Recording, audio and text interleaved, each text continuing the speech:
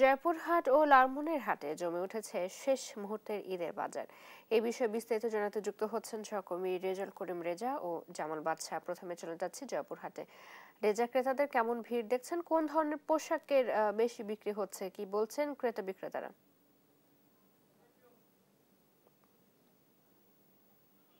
হ্যাঁ চৈতি, আমি এখন দাঁড়িয়ে আছি জয়পুরহাটের এই জেলার সবচেয়ে বড় কাপড়ের বাজার। এটা পূর্ব বাজার। পূর্ব বাজারের শর্মা মার্কেটে, এই শর্মা মার্কেটে কিন্তু এই শহরের কাস্টমার সন্ধ্যার পর থেকে বা দুপুরের পর থেকে কিন্তু কাস্টমার বেশি দেখা যায়। আর সকাল থেকে কিন্তু ধীরে ধীরে যত বেলা গড়বে কাস্টমার আসবে। গ্রামের কাস্টমার গুলো দিনে বেশি আসে, আর শহরের কাস্টমার গুলো সন্ধ্যার পর বেশি এখানে কেনাকাটা করছেন। তো এবারে যেটি ক্রেতা এবং বিক্রেতার সঙ্গে আমি উভয় পক্ষের সঙ্গেই কথা বলেছি, কথা বলে যেটা জানতে পেরেছি যে এবারে মানে সারারা গারারা পাকিস্তানি কিছু আইটেম, তার পাশাপাশি কিন্তু সুতি যে কাপড়ের আইটেম, এগুলো কিন্তু চাহিদা কম নয়। তো সর্বোপরি বলা যায় যে এখানে কাপড়ের যে বাজার, এই বাজারে কিন্তু এবারে ক্রেতারা একটু মিশ্র প্রতিক্রিয়া জানিয়েছেন যে গতবারের চেয়ে এবারে কিছুটা দাম বেশি মনে হচ্ছে। তবে তারপরে কিন্তু ক্রেতারা যেটি জানিয়েছেন যে ঈদের যে কেনাকাটা তাদের করতেই হবে, পরিবার পরিজন নিয়ে ঈদের যে আনন্দ ভাগাভাগি করার জন্য করতে হবে। তো আমি এখানে একজন বিক্রেতার সাথে কথা বলে জানতে চাইবো যে এবারের আপনাদের কি কি কালেকশন এসেছে, সারা কেমন পাচ্ছেন, ঈদে বেচা কেনা কেমন হচ্ছে একটু জানাবেন। এবার এবার কালেকশন আমাদের মধ্যে আছে পাকিস্তানি বেশি চলতেছে, আফগান আছে, সারারা গারারা, এগুলোরই চাহিদা বেশি। তাছাড়াও আছে সুতির কিছু আইটেম, অর্গেঞ্জা আছে, অর্গেন্ডি আছে, বিভিন্ন। দাম কেমন এবারে? দাম কাস্টমারের সাধ্য মতনই আমরা চেষ্টা করতেছি, কাস্টমার খুশিও হচ্ছে, প্লাস সাথেও কিছু নিয়ে যাচ্ছে। ধন্যবাদ আপনাকে।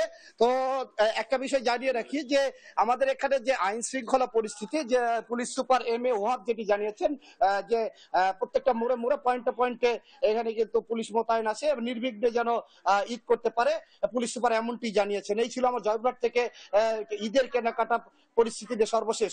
আমি এখন লালমনিরহাটের জামাল বাচ্চার কাছে চলে যাচ্ছি। জামাল বাচ্চা, আপনি জানাবেন লালমনিরহাটের খবরাখবর।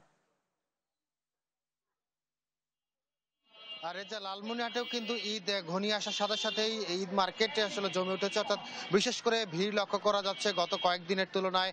আজকে সকাল থেকেই কিন্তু আমরা লালমনিরহাটের পৌর শপিং কমপ্লেক্স থেকে শুরু করে বাটামোড় এবং লালমনিরহাট জেলার যে উপজেলা শহরগুলো রয়েছে সেইখানে খোঁজ নিয়ে দেখেছি পোশাকপত্রের দোকানগুলোতে কিন্তু ভিড় তুলনামূলকভাবে বৃদ্ধি পেয়েছে, এবং এই ভিড় সকালের থেকে বেলা গড়ার সাথে সাথে কিন্তু আরো বাড়বে।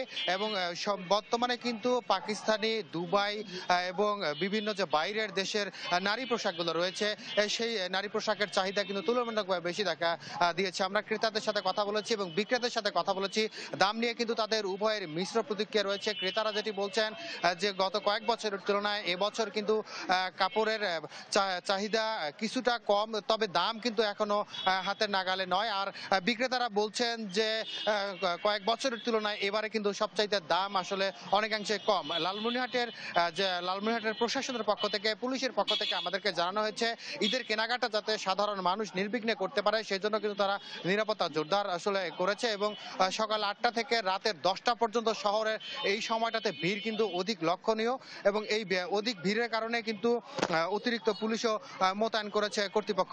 আর একটা বিষয় হচ্ছে, যারা কিন্তু জেলা শহরে দূর দূরান্তর থেকে কেনাকাটা করার জন্য আসছেন, তারা যেটি জানিয়েছেন যে রাস্তাঘাটেও কিন্তু এবার গত কয়েক বছরের তুলনায় যানজট আসলে দেখছে না, বিশেষ করে একেবারে ফাঁকা থাকছে বিকাল পর্যন্ত। তবে ক্রেতা বিক্রেতারা কিন্তু মিশ্র প্রতিক্রিয়া ব্যক্ত করছেন পোশাকপত্রের দোকানের ক্ষেত্রে। এছাড়াও ঈদ সামগ্রী যেগুলো প্রয়োজনীয়, নিত্য প্রয়োজনীয় জিনিসপত্র, সেই দোকানগুলোতেও কিন্তু তুলনামূলকভাবে ভিড় আমরা লক্ষ্য করতে পেরেছি।